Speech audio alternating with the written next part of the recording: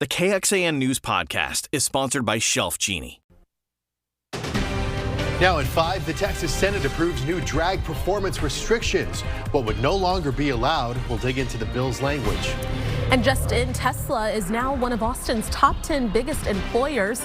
How many people work at the Gigafactory and their average paycheck? Soaking rain finally on the way to Central Texas, spread out over 2 days. We'll show you when it's at its heaviest, how much we get, and an update on the weekend. And thanks so much for joining us. I'm Daniel Marin. And I'm Jennifer Sanders. In a speech to supporters, former President Donald Trump railed against the prosecutor and judge, and he has continued airing his grievances online today. Reaction to his historic arrest continues to pour in. The latest now from Alice Barr. Fresh questions today about the legal and political path ahead for former President Trump after his historic court appearance on 34 felony counts of falsifying business records in an alleged hush money scheme before the 2016 election. Back home at Mar-a-Lago overnight. There is no case. There's no case. The former president already testing the judge's warning to avoid language that could incite violence or unrest, slamming the judge, his family, and the Manhattan district attorney. The criminal is the district attorney. President Trump heard the judge. He's not done anything to try to incite violence. Republican lawmakers rallying behind the former president, with even some critics like Senator Mitt Romney questioning the strength of the case that relies on an untested legal strategy to elevate the charges to felonies. We cannot and will not normalize serious criminal conduct.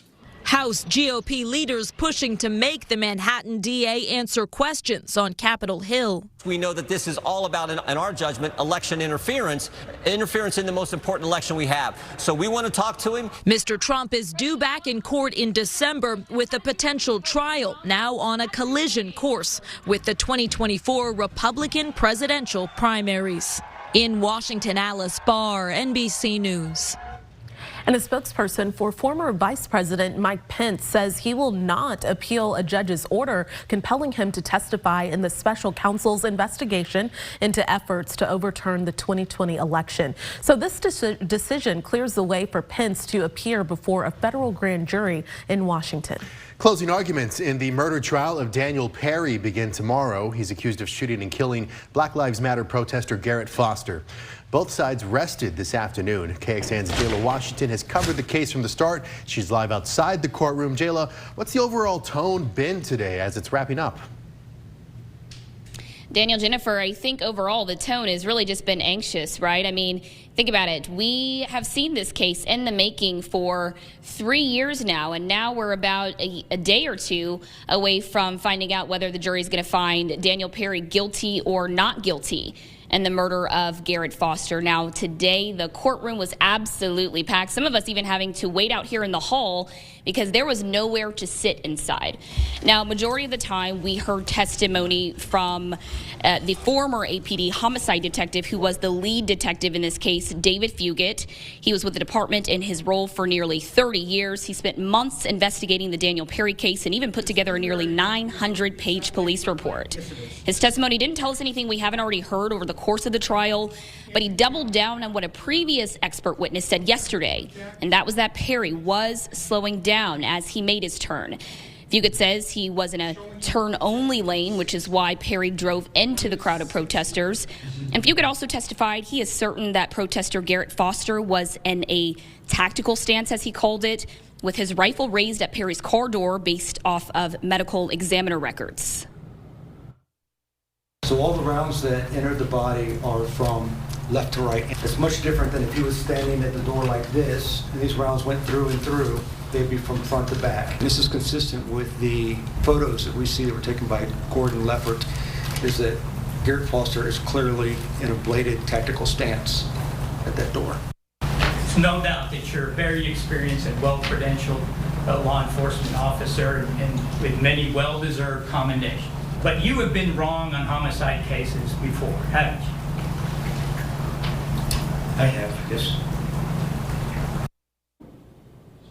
Now, Fugate never recommended that Perry be arrested. He says that's because there was a legitimate argument for self-defense.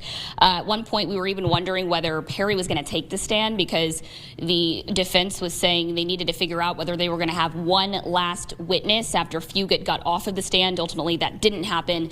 But tomorrow, closing arguments are expected to start bright and early. Each side is going to get 90 minutes, and the judge is saying he hopes to have the case to jurors by the end of tomorrow. A verdict in this case expected as early as Friday.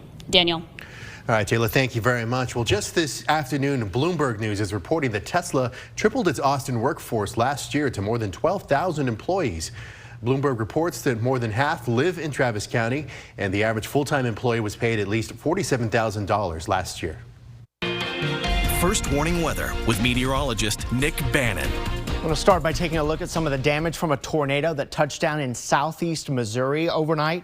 Drone footage shows widespread damage in the small village of Glen Allen, which is about 110 miles south of St. Louis. At least 5 people died, and crews there still searching through the rubble of destroyed homes and businesses to see what they can find and hopefully who they could rescue. So our thoughts are with them. For us, of course, our weather's been reasonably quiet here today. We've had the showers and storms in the morning, none of which were severe, and then we've actually ended the day with a little bit of sunshine, as you can see in southeast Austin from our Whittlesey Landscape Supplies camera, where we're at 70 degrees right now. Still our fair share of clouds from the metro into our eastern counties. Just a couple spotty sprinkles showing up in Fayette County for now, but our rain chances will slowly rise as we head through the evening and tonight. Temperatures upper 60s and low 70s. This is a good 15 to 20 degrees colder than we were this time yesterday, of course, after that cold front that knocked the temperatures down quite a bit. We'll be in the 60s most of the evening, but notice these low rain chances do start to climb a bit as spotty showers and even thunderstorms develop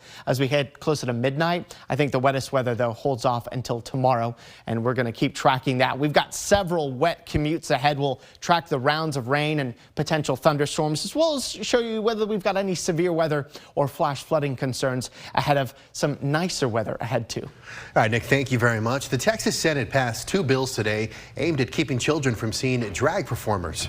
Senate Bill 12 criminalizes any performance considered overtly sexual if they could possibly be seen by minors. But the bill defines a sexually oriented performance as a male performer exhibiting as a female or a female performer exhibiting as a male who appeals to the prurient interest in sex.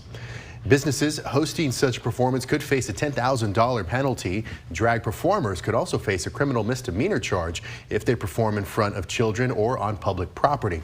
Now, senators also approved a bill to cut off state funding to any public library that hosts a children's reading event led by a drag performer.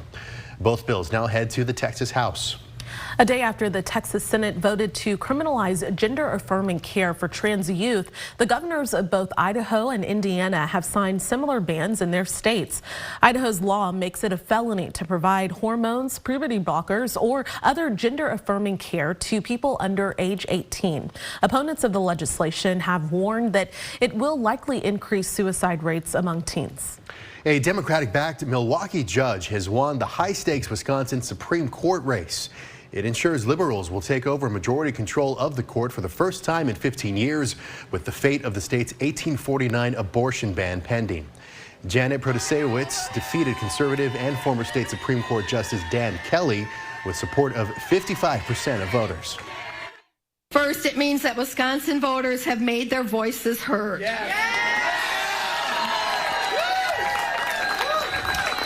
They've chosen to reject partisan extremism in this state. And second, it means our democracy will always prevail. My opponent is a serial liar. Yes. She's disregarded judicial ethics. She's demeaned the judiciary with her behavior. And this is the future that we have to look forward to in Wisconsin. And Protasewicz will serve a 10-year term. Michigan's governor signed a bill today repealing a 1931 state law that banned abortion. Voters turned out in record numbers during last year's midterm elections, voting to amend the state constitution to enshrine an explicit right to seek abortions in the state. Today, the Justice Department signed off on a settlement in a lawsuit over the 2017 mass shooting at a Sutherland Springs church. It'll pay the victims and their families more than $144 million. More than 24 people were killed when Devin Patrick Kelly opened fire during a Sunday service at First Baptist Church of east of San Antonio. The shooter, who took his own life, had served nearly 5 years in the Air Force and was discharged in 2014 for bad conduct after he was convicted of assaulting a former wife and stepson.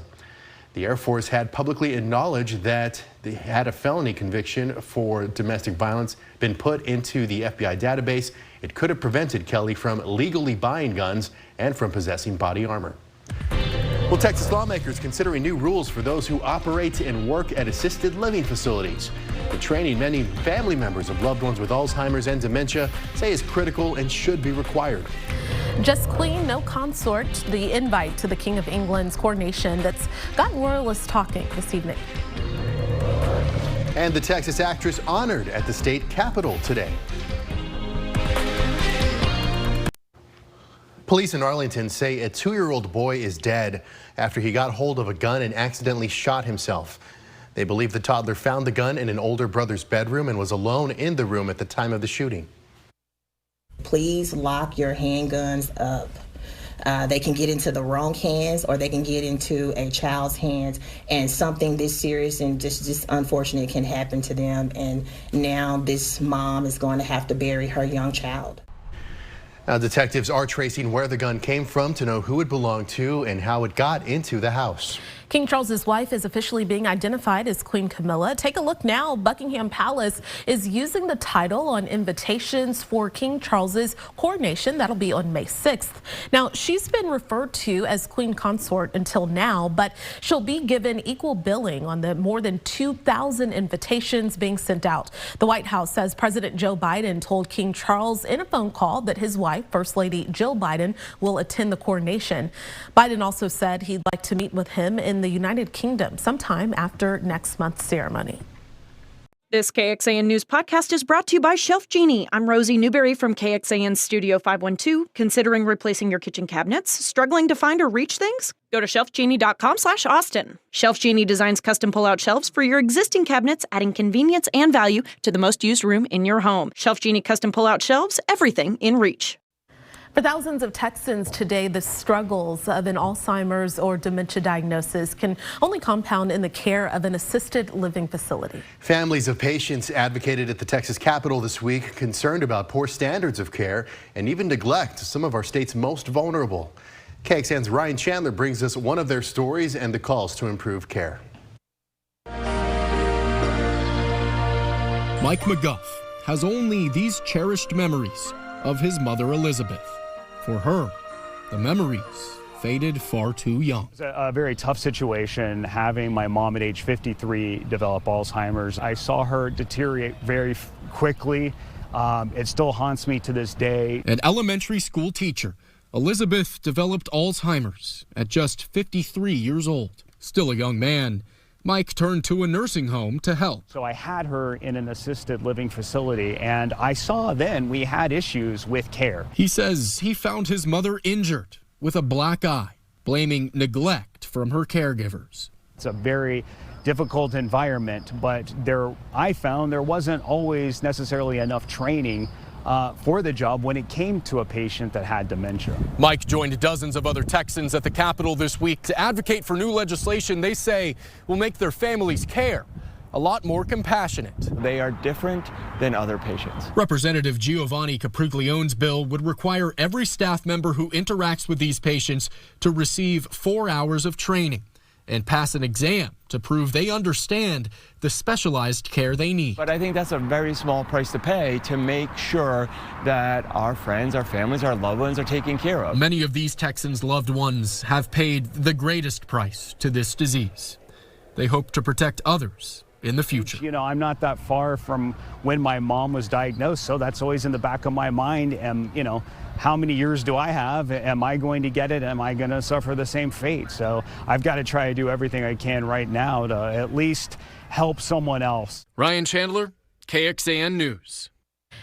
And House Bill 1673 would require nursing facilities to bear the cost of this training themselves. This bill was left pending in the Human Services Committee on Monday. First warning weather with meteorologist Nick Bannon. All right, let's take you out to Round Rock. This is usually one of the cameras we look to see just how windy it is outside.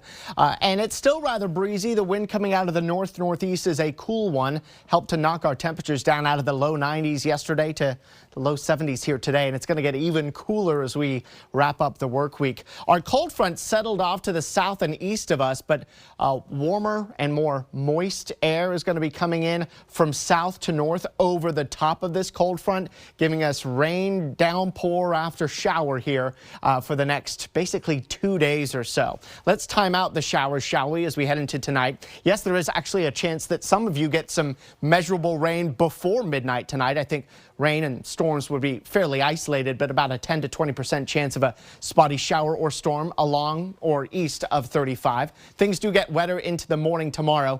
Not so much for the hill country at first, but your morning commute's going to get increasingly wet as this rain spreads in from southeast to northwest is how the coverage is going to spread. So in the metro and especially our eastern counties, it's going to be a wet morning commute here tomorrow.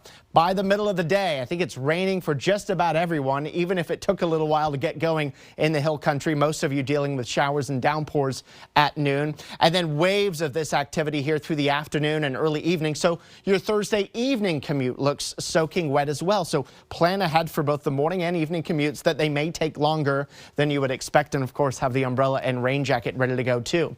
More waves of rain affecting the Friday morning commute with downpours and storms around. I still think that we're going to see some of this activity starting to break apart a little bit by Friday afternoon and early evening, but there's still going to be at least some rain around here for the Friday evening commute, although it'll probably be one of the drier ones of the next 2 days. And then for the Saturday morning, no commute on a Saturday, but whatever you've got planned Saturday, generally we start relatively dry. So a 40% chance of rain tonight.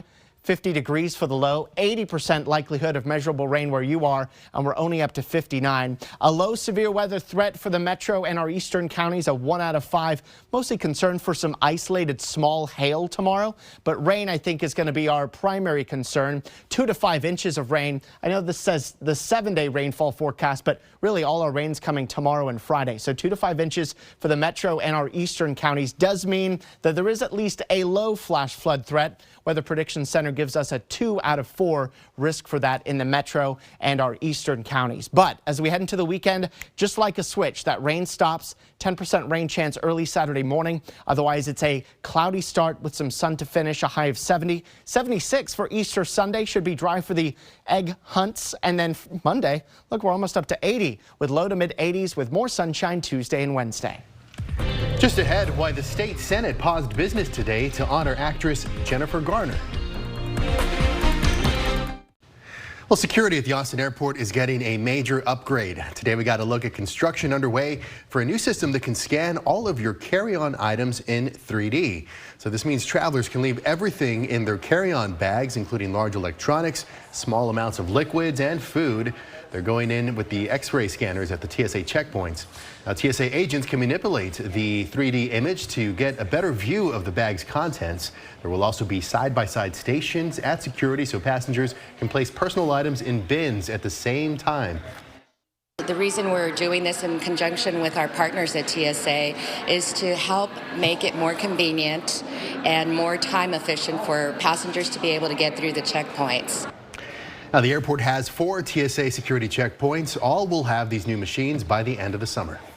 Jennifer Garner was honored at the Texas State Capitol today for charity work she's done over her nearly 20-year career in TV and movies.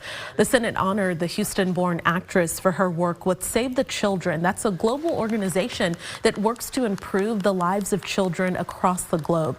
Save the Children covers everything from promoting literacy programs to protecting children from dangers such as hunger and trafficking. Garner has worked with that organization for 15 years.